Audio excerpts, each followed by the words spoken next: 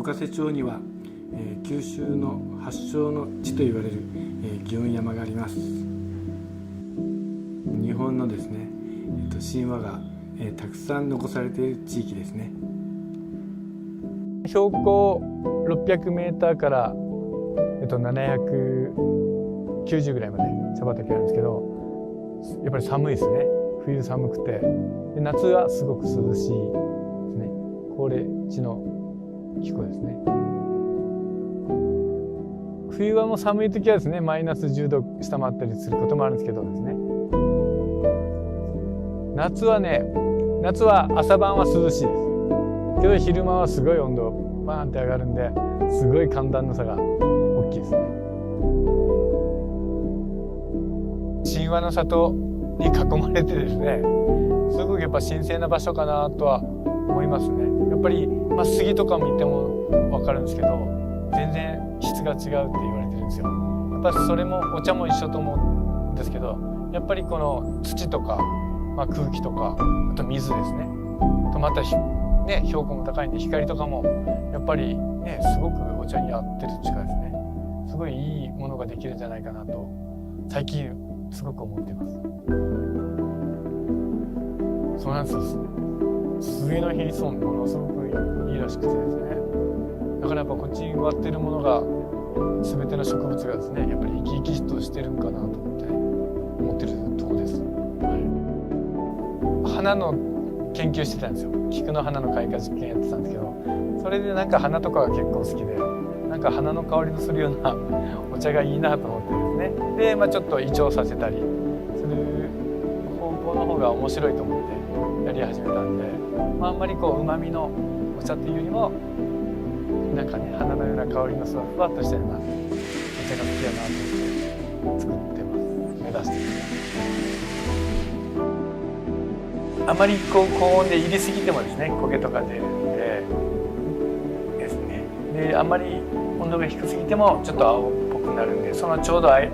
中ぐらいのちょうど入りの時に手にしなっと葉っぱがですね、しなっとなるような感じのイメージの時がですね、すごくいい感じで入れてますね。作り方ですね。2種類あるんですけど、一つは釜入りの番茶をですね、粗茶まで作って、それを寝かす熟成させて、で熟成したものをもう一回焙煎して薪火で炊いて平釜でいるっていう熟成の番茶と、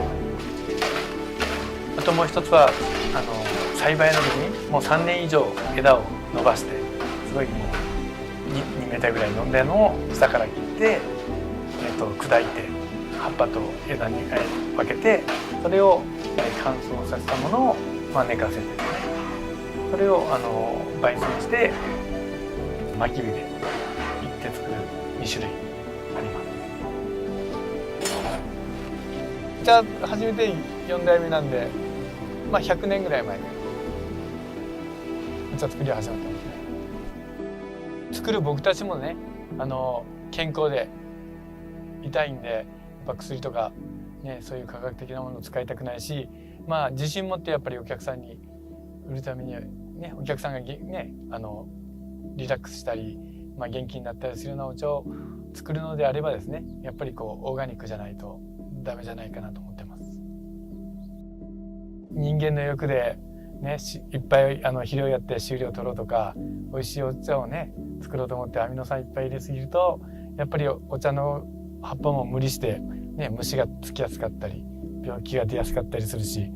土壌のミミズもあんまり肥料とかやりすぎると窒素不足、酸素不足で出てしまうんで、程よく自然に、できるだけ自然に近いような感じでやっています。未だにまだ試行錯誤をしてますけど、大体もう固まってきたのはあるですね。でもまだいろんな可能性があるんで、まだまだいろいろ挑戦していこうかなと思ってます。